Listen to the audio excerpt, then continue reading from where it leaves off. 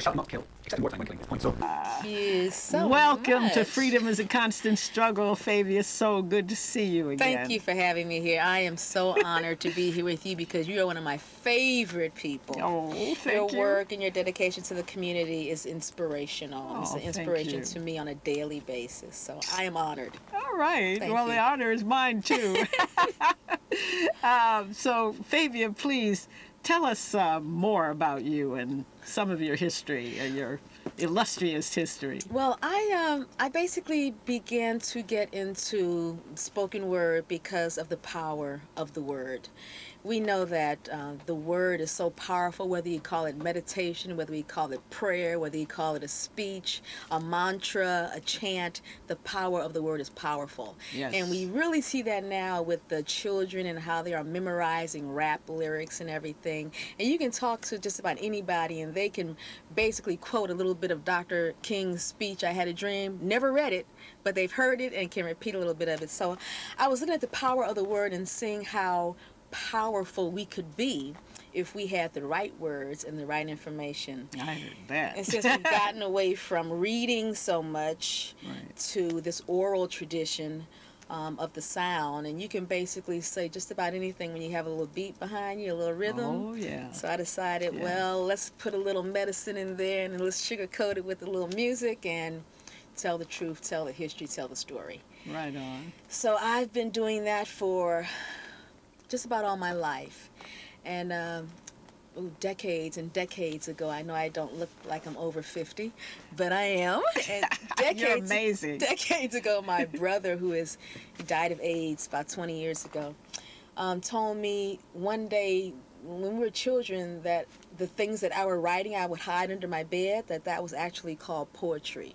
I never heard that word before. This is my younger brother told me that. Oh. And I thought, wow, poetry, that's All really right. hip. So I just kept writing more, and here I am now. And then I realized the history was so important because so much of our history, our evolutionary process through politics and education and miseducation has been lost, that I decided to put a lot of that history into the poetry. All And in right. doing so, see how much I could help and heal, because we are really in need of a healing, especially in this country. Oh, There's so much yes. that we go through. We certainly are. So I was trying to see how much of a healing could I create through the music and the word, and then found out later by doing so with the music that what I was actually doing was evolving into a Djialli in Wolof, or what in the French call a Griot. And in English, it's a oral historian who utilizes music, poetry, and dance to reveal history and heal a nation. And believe me, folks, she does it all. I've seen it. So basically, I've been finding that a lot of people have been using the word historian and griot interchangeably, and they are totally two separate things. Then I realized that people were using the term griot and storyteller interchangeably, and they are two separate things. Oh, tell me. I thought that was the case. Yeah. Okay. Well, Enlighten ironically, me. all griots can be storytellers if they choose to, but no storyteller is a griot. A griot will never tell a story, will never tell a fabrication, will never tell a fable. A griot only tells the truth in Oh, historic okay. terms, and you only do it through music, poetry, and dance. I got you. So if I were to stand up and do a lecture on history, I would be a historian, but I wouldn't be a griot. If I were to get up and tell stories and fables, I'd be a storyteller, but I wouldn't be a griot.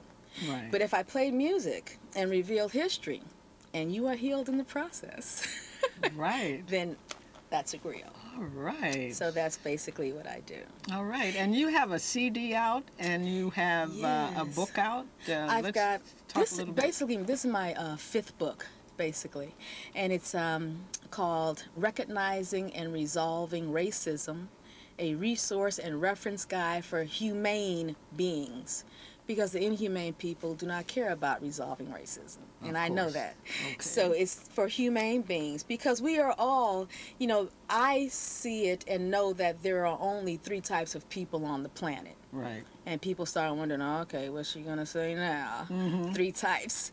You're either a human being, a humane being, or an inhumane being. Ooh, Ooh, I That's like it. that. Now, babies, they don't make a choice to be humane or inhumane. They're just babies. Right. If you're laying in a coma, you can make no choice to be humane or inhumane. You're just a human being.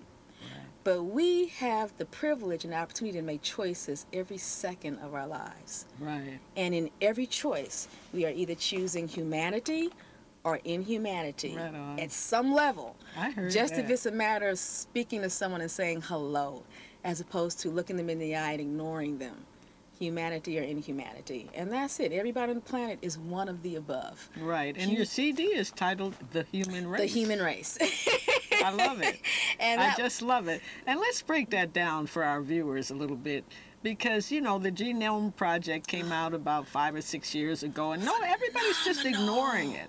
when it Talk was about being that. developed, a lot of people had no idea what was really going on with that, but it was all leading up to the cloning and where we're going today with the elitism and the eugenics and the control of the biological nature of the species, Right. all species on the planet. Right. And it's even evolved to the point where people are now looking, the powers that be, are looking at which species to carry on when they blast off the planet because they're destroying this one so much. So this was about over a decade ago when the biological and scientific community was trying to categorize every known species on the planet and break them down and to see the differences in their biological structure.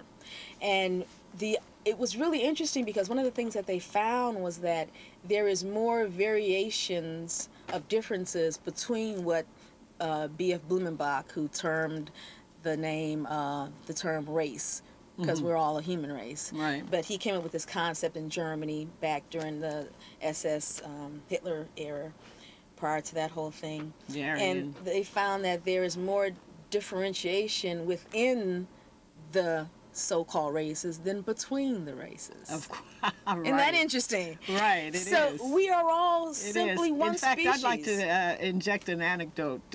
When it first came out, there were these two, scientists, the professors, sitting across from an interviewer, and they were all so-called white. The interviewer said to one of them, if I were a black man, what would be the difference between you and I? And the scientist looked at his partner and said, there might be more difference between he and I than between you and I. And I was a bit floored. It's amazing. Yes. It's amazing. And even, I have